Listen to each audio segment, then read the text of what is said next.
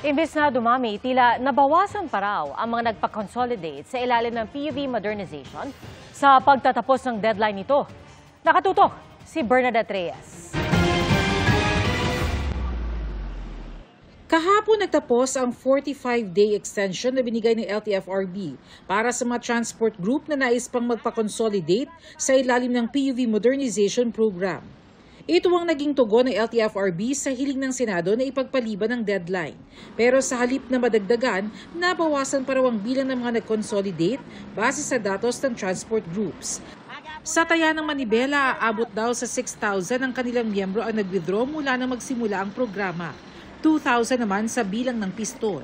Dati nakakabiyahe sila ng 5 hanggang 6 na beses sa isang linggo.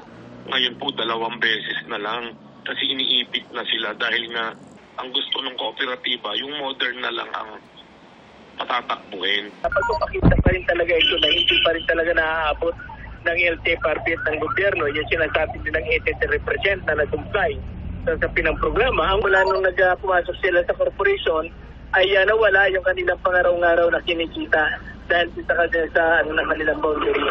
Kaya ang sabi nga ng mga operator, sumunod nga kami sa programa pero kami yung nawala ng kabuhayan.